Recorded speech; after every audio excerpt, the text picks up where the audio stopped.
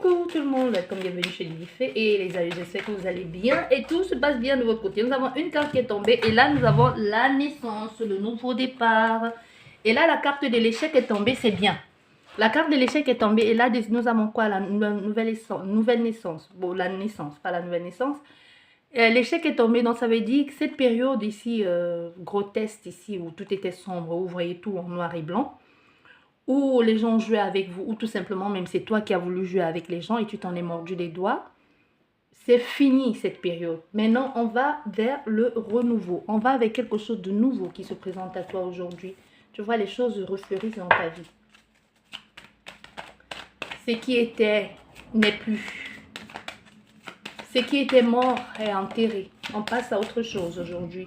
Voilà, il va falloir prendre des décisions. Il va falloir faire des choix. Il va falloir faire des choix. Il y a une opportunité ici qui arrive. Il y a un cadeau du ciel. Il y a une proposition pour toi aussi. C'est à toi de voir si tu l'acceptes, cette proposition ou pas. Nous allons faire la coupe. La coupe nous parle des choses qui ont pris du retard. Les choses ont pris du retard, mais ces retards ont été bénéfiques parce que ça t'a protégé.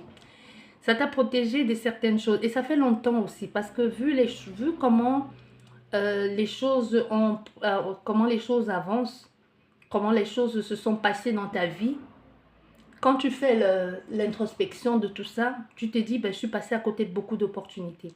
Mais le fait d'être passé à beaucoup d'opportunités, sache ceci, ça t'a préservé de beaucoup de choses aussi. Parce qu'il y a des choses où tu regrettes, où tu regardes les autres, tu te dis, j'aurais dû être à sa place. Mais c'est ce que tu dis, tu ne sais pas ce que l'autre personne a subi au quotidien. Tu ne sais pas ce qu'elle vit au quotidien.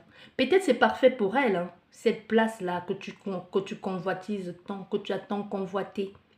Mais si c'était toi qui étais là, ça n'aurait pas été aussi parfait. Donc faites très attention aussi souvent à ce que vous désirez. C'est comme il y a souvent, vous l'entendez souvent, des procès, tout ça. Et les gens, les ex de cette personne, la famille vient témoigner en disant « Mais non, mais nous on ne sait pas, cette personne elle n'a jamais été violente, elle n'a jamais fait de mal à personne. » Et même ses ex viennent témoigner, ben non, elle n'a jamais levé la main, elle n'a jamais levé la voix. Au contraire, c'était quelqu'un de très conciliant. Mais comme par hasard, quelqu'un qui a eu 10 ex, et toi la 12e, ça arrive sur toi. Et c'est sur toi que tous les malheurs tombent. C'est sur toi qui lève la voix, c'est sur toi qu'il frappe, c'est sur toi qui fait tous les genres, toutes les perversités au monde. Tu vois, c'est parce que, je ne vais pas dire que tu n'as pas mérité, personne ne mérite de vivre ça. Mais les autres sont en train de te dire, il ne nous a jamais fait ça. Et qu'est-ce qu'on fait? On remet en doute ta parole. On dit, ben, c'est ce que tu dis, mais nous, on n'a jamais vécu ça. Nous, il ne nous a jamais fait ça. Toi, tu dis qu'il a fait ça. Mais nous, on n'est pas sûr. Parce qu'il ne nous a jamais fait ça. On remet tout en doute ici. On remet en question ta parole. C'est un peu le cas ici. C'est ce qu'on te dit, ça a pris du temps. Tu es certes en retard de certaines choses. Tu n'as pas le niveau qu'ont tes amis aujourd'hui, mais sois reconnaissante. Parce que tu ne sais pas ce qu'ils vivent. Et même, comme je te disais, si tu avais été là, tu ne serais peut-être pas aussi bien qu'elle. Et peut-être même c'est qu'une apparence, peut-être même cette personne n'est pas bien du tout. Non, tu vois. Et aussi fais attention à ce que tu désires, ici on dit. Hein. Les esprits disent, fais attention à ce que tu désires parce que tu vas l'avoir, ce que tu désires. Et c'est pas sûr que ce soit aussi bon pour toi.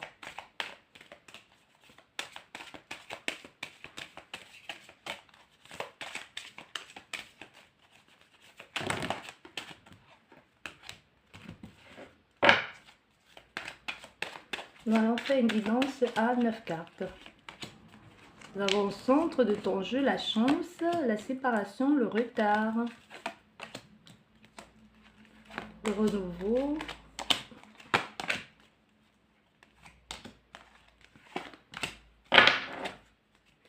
l'instabilité. Les choses bougent pour toi enfin, mais tu es là actuellement, tu peux être... c'est la traversée, hein. C'est la traversée. Et quand c'est la traversée, on est un peu comme sur un fil. C'est un moment de flottement, de tension, d'inconfort ici.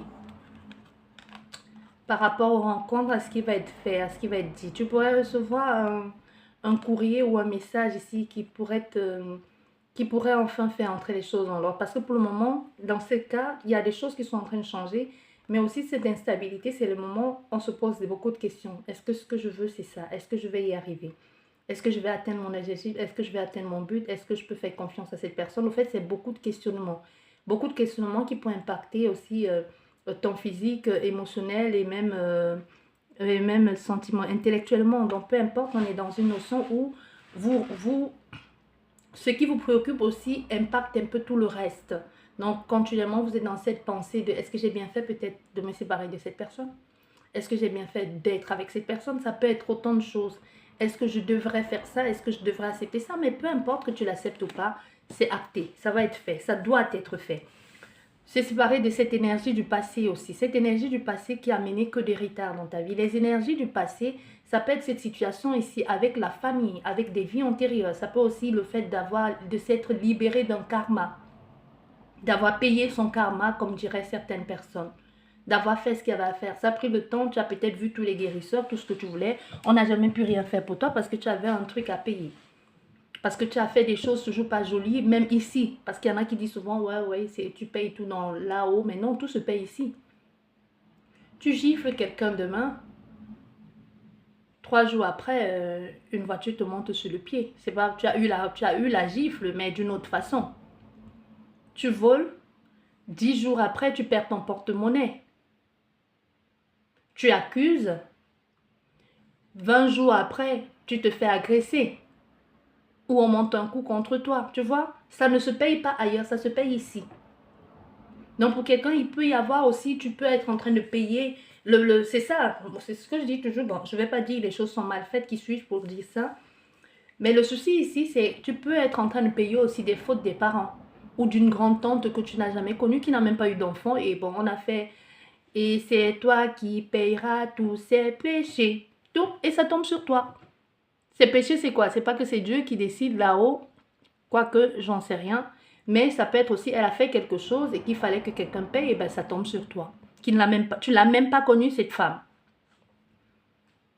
Tu n'as pas connu, mais il faut, ou cet oncle, ou je sais pas, et ça tombe sur toi.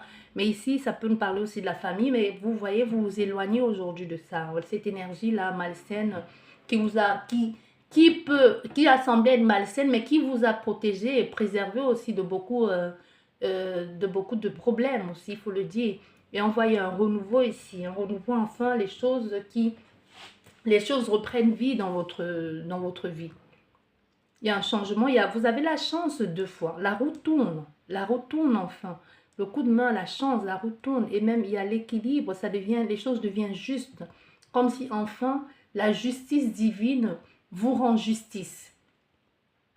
Comme je te disais, le retard peut être dû à cause de certaines personnes ou comme pour une histoire de karma, pour une histoire énergie, peu importe ici, c'est une notion d'énergie. Ça peut être que tu te sépares de quelqu'un, de quelque chose, ou même tu ne t'en rends pas compte.